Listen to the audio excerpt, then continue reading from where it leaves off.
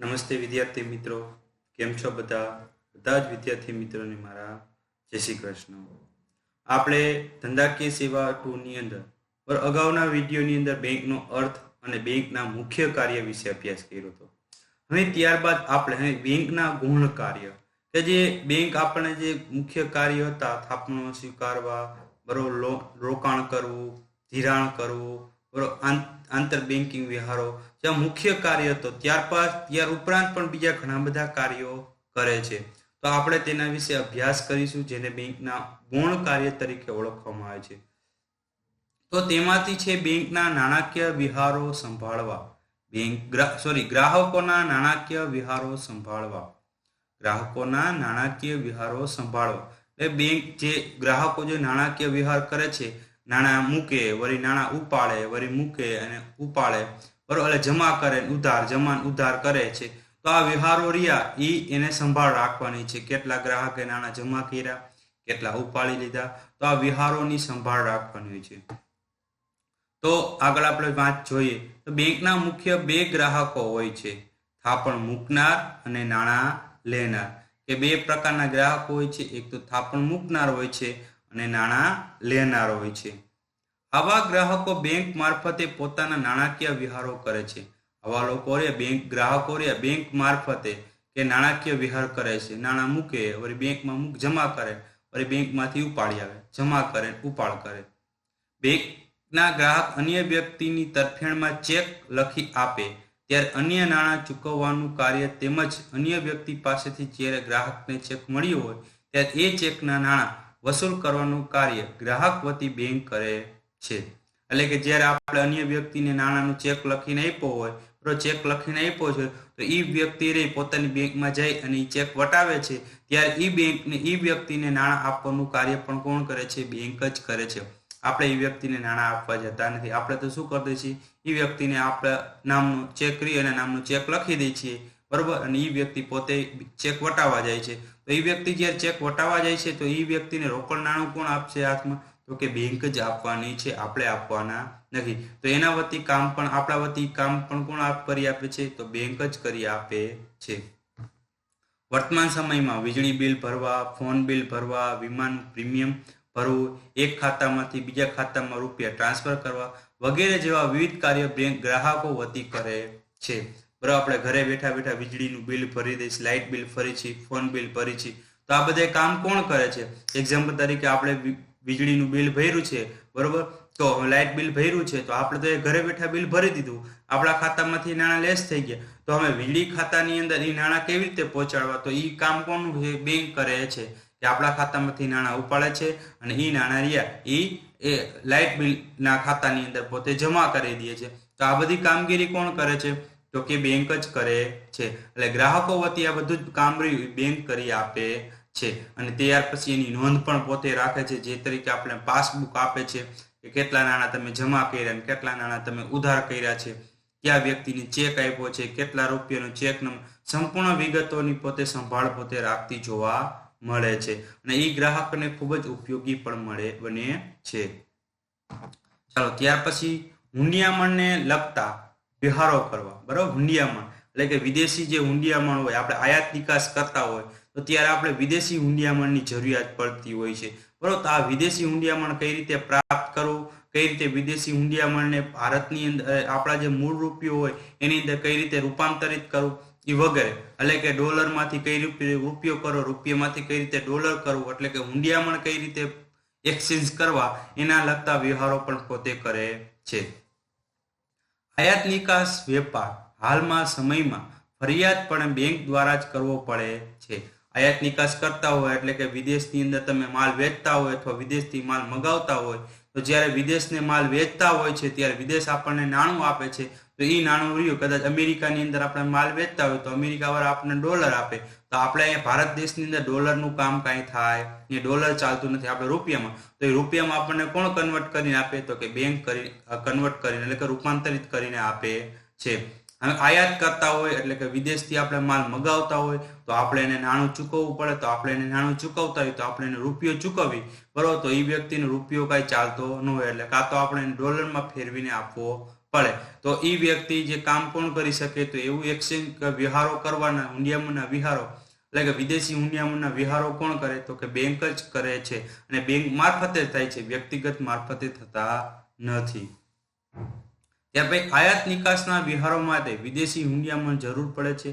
આવા હુંડિયામણની વ્યવસ્થા મધ્યસ્થ બેંકની પરવાનગી આપેલ હોય તેવી બેંક વિદેશ વેપાર સાથે સંકળાયેલ દસ્તાવેજોને લાવવા મોકલવાની સેવાઓ આપે છે. આ વિદેશી હુંડિયામણની સેવા કોણ બધી બેંકો નો આપે, મધ્યસ્થ બેંક એટલે કે આરબીઆઈ રિઝર્વ બેંકે જેને પણ પરવાનગી આપી હોય એવા જ વ્યક્તિ આ વિદેશી હુંડિયામણ એટલે કે હુંડિયામણ આપણને એક્સચેન્જ કરી આપી શકે. અને વિદેશથી કોઈ ડોક્યુમેન્ટ દસ્તાવેજો મંગાવવાનો હોય તો એ કામ પણ કોણ કરે છે, તો કે બેંક મારફતે જ કરવામાં આવે છે. જ્યારે આપણે વેપાર કરતા હોય બરોબર, આયાત નિકાસની કામગીરી કરતા હોય તો જ્યારે માલ મોકલવાનો હોય અથવા માલ લેવાનો હોય તો એના જરૂરી દસ્તાવેજો રહે એ બેંક મારફતે જ મોકલવાના થતા હોય છે. વ્યક્તિગત મારફતે કે અહીંયા જઈને લેવા જતો નહીં, એકબીજા બેંક રહે વિદેશી બેંક અને બે દેશની બેંક, આ બંને બેંક વચ્ચે વ્યવહાર થઈ અને એ દસ્તાવેજોને આપણે થતી જોવા મળે. તો હુંડિયામણને લગતી કામગીરી પણ બેંક કરે છે.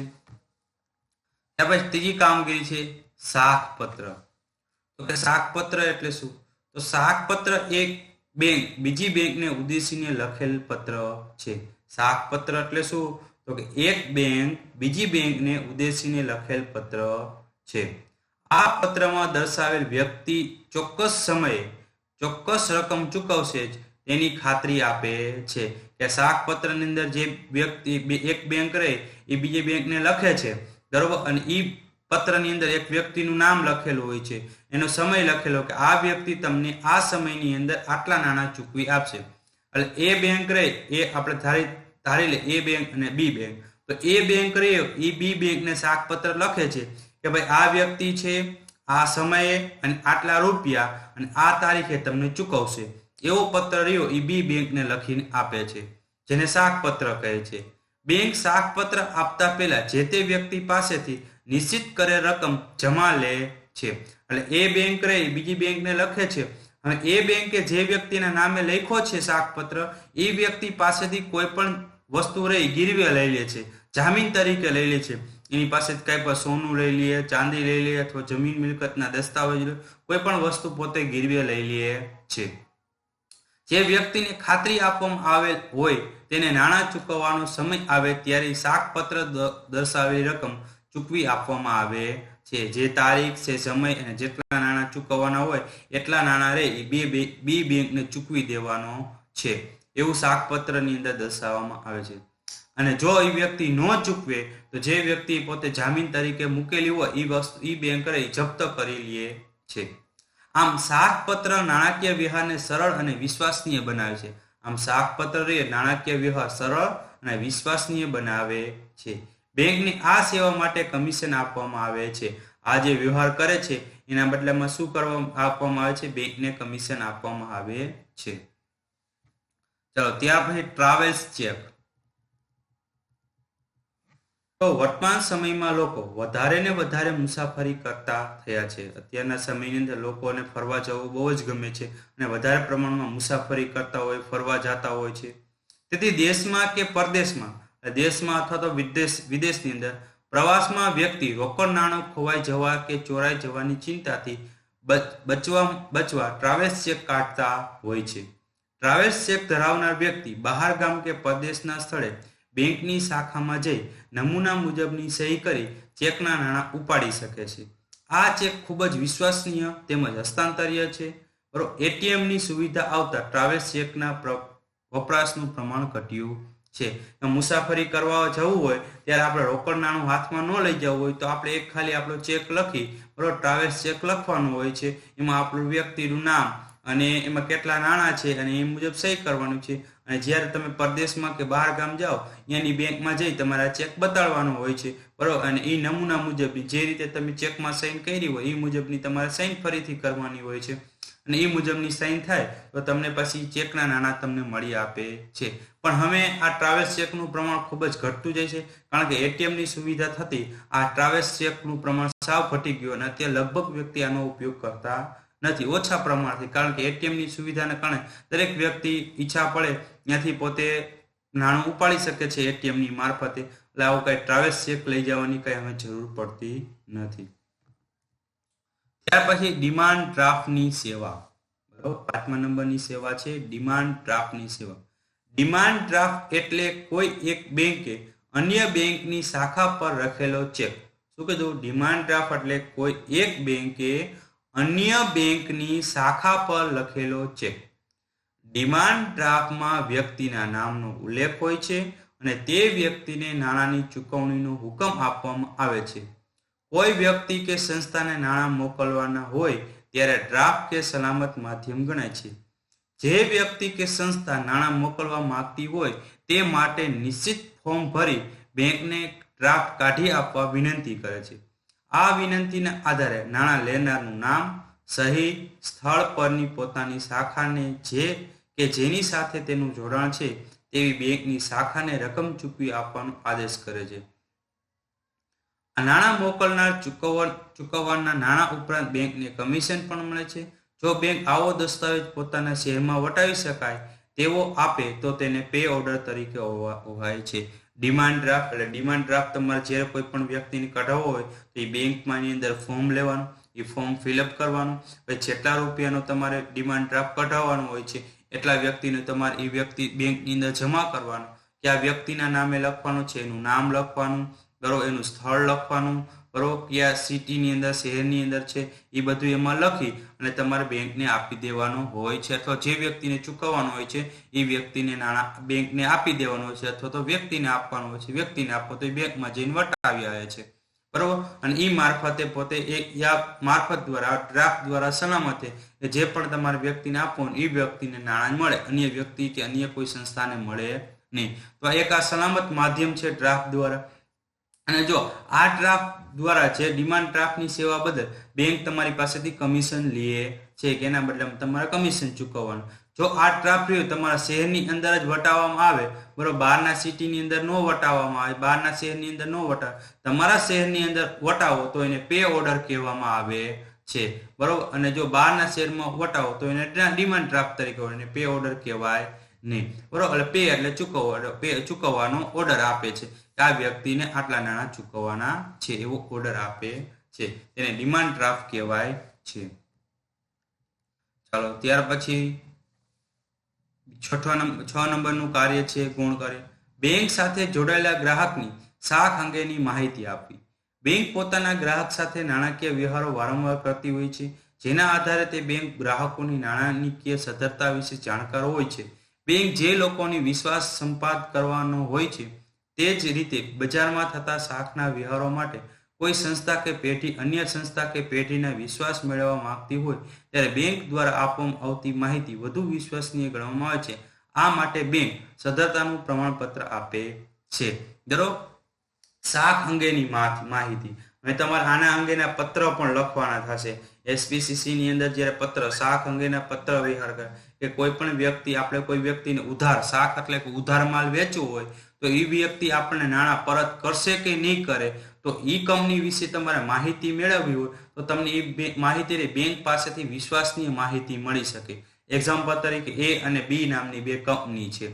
હવે એ કંપની રે એ બી કંપનીને ઉધાર માલ વેચવા માંગે છે, એટલે કે ઉધાર માલની એ પોતે વેચાણ કરવું છે, એટલે અથવા તો બી કંપનીને ઉધાર માલની ખરીદી કરવી છે એ કંપની પાસેથી. તો હવે શું કરશે એ કંપની કે આ બી કંપનીને ઉધાર માલ આપું તો છું, એ નાણાં પરત કરશે કે નહીં કરે, તો એ બેંકની શાખ અંગેની સદ્ધરતા જાણવા માટે બેંક પાસે જવું પડે કે ભાઈ બી બેંકનું ખાતું કઈ બેંકની અંદર છે, તો કે આ બેંકની અંદર છે. તો આપણે બેંક પાસે જવાનું છે, એ બેંક પાસેથી બી બેંકની માહિતી મંગાવ. ભાઈ આ બી નામની બેંક છે, બરોબર, આ જગ્યા ઉપર છે, આનું તમારા બેંકની અંદર ચાલુ ખાતું ધરાવે છે, તો આનો વ્યવહાર કેવો થાય છે, આની અંદર કેટલી પોતાના ચાલુ ખાતાની અંદર ઓછામાં ઓછી કેટલી રકમ પડી છે, કેવા પ્રકારના વ્યવહાર થાય છે, એની અંગેની સંપૂર્ણ તમારે માહિતી સાચી જોતી તો બેંક પાસેથી મળે.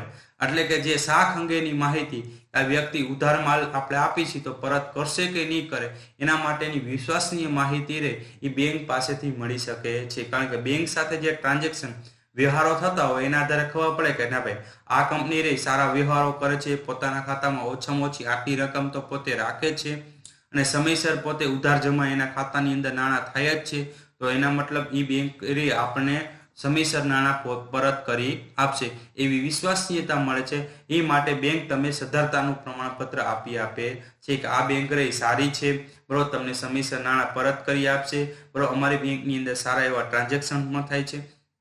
તો આ અંગેની માહિતી તમારે સાચી જોતી હોય શાખ અંગેની તો બેંક પાસેથી મળે છે. તો બેંક રહી તમે કોઈ પણ વ્યક્તિ કંપનીની માહિતી જોતી હોય નાણાકીય તો એ તમને આપે છે, પણ સૌપ્રથમ તમારી બેંક પાસેથી અથવા કંપની પાસેથી પરમિશન લેવી પડે, ત્યાર પછી તમને એ માહિતી આપે. ચાલો, ત્યાર પછી બાંયધરી દલાલ તરીકેની સેવા. જ્યારે કંપની ભરણા માટે મૂડી બજારમાં આવે અને મૂડી ઉઘરાવે ત્યારે તેને સતત ભય રહેતો હોય છે કે તેને નાણાંની રકમ મળશે કે કેમ. જો રકમ ન મળે તો કંપનીનો ધંધો કરવામાં મુશ્કેલ પડે છે.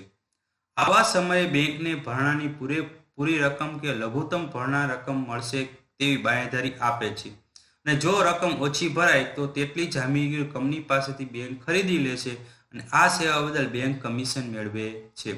બાંયધરી દલાલ તરીકેની સેવા આપે છે. હવે જ્યારે તમારે કોઈ પણ કંપની, બાંયધરી દલાલ એટલે શું, જ્યારે તમે કોઈ કંપની ચાલુ કરતા હોય ને તો કંપની ચાલુ કરતા હોય ત્યારે તમે શેર બહાર પાડતા હોય. શેર વિશેનો પાઠ આપણે આગળ SPCC ની અંદર ભણવામાં આવશે. શેર એટલે શું, કેવા પ્રકારના શેર હોય છે એના વિશે. તો કે શેર એક જાતનું મૂડી એકઠી કરવા માટેનું માધ્યમ છે કે તમારે બીજા વ્યક્તિ પાસેથી નાણું મેળવવું હોય તો એક માધ્યમ છે કે શેર દ્વારા તમે નાણું એકઠું કર્યો.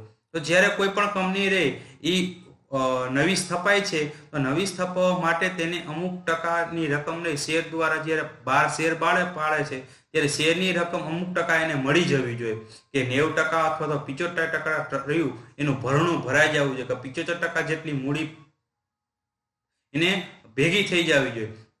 હવે જો 75% જેટલી મૂડી ભેગી ન થાય તો એક બાંયધરી દલાલ તરીકેની સેવા બેંક આપે છે કે બેંક એને કંપનીને કહી દે ભાઈ તમે આ શેર બહાર પાડો છો, જો તમે બાંયધરી ભરણા જેટલી રકમ તમારા ભરણા જેટલી રકમ ન ભેગી થાય તો બાકીની જે જામીનગીરીઓ એટલે કે બાકીના જેટલા શેર બચ્યા હોય એટલા બધા શેર અમે લઈ લેશી અને એ બદલામાં તમને નાણાં ચૂકવી આપશી, બરોબર. એના બદલામાં બેંકને આપણે કમિશન ચૂકવવું પડે છે.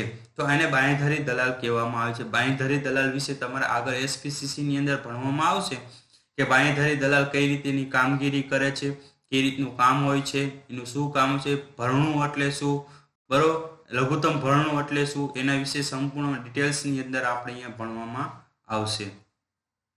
ચાલો, ત્યાર પછી 8મા નંબરનું કાર્ય છે અન્ય સંબંધિત સેવાઓ પૂરી પાડવી. બેંક પોતાના ગ્રાહકને ATM, ડીમેટ તેમજ સેફ ડિપોઝિટ વોલેટની સુવિધા પણ પૂરી પાડે છે. આ ઉપરાંત ગ્રાહકો માટે ક્રેડિટ કાર્ડ તેમજ ડેબિટ કાર્ડની પણ સુવિધા પણ પૂરી પાડે છે. આના વિશે તમે ખાસ કરીને ડીમેટ ખાતું એટલે કે જ્યારે આપણે શેરની ખરીદ વેચાણ કરતા હોય તો એના માટે ડીમેટ ખાતું ધરાવવું પડે છે. એના માટે ડીમેટ ખાતું ધરાવવું પડે છે, બરોબર. ત્યાર પછી કોઈ યુટ્યુબની ઉપર કામ કરતા હોય છે, યુટ્યુબ વાળી કંપની રે એ નાણાં ચૂકવતી હોય છે તો ત્યારે પણ આપણે ડીમેટ ખાતું ખોલાવવું પડે છે. એટલે કે શેરની ખરીદ વેચાણ કરવા માટે આપણે ડીમેટ ખાતું ધરાવવું પડે છે, જે ડિમટીરિયલાઇઝેશન તરીકે ઓળખાય છે. એના વિશે પણ આપણે આગળ ભણવામાં આવશે કે ડીમેટ ખાતું એટલે શું, બરોબર. એના વિશે ડિટેલ્સની અંદર આપણે માહિતી ભણવાની થશે. ડિમટીરિયલાઇઝેશન એટલે શું, બરોબર, એના વિશે. તો આવી પ્રકારની બધી સેવાઓ બેંક આપણને આપે છે. બેંકના ગુણ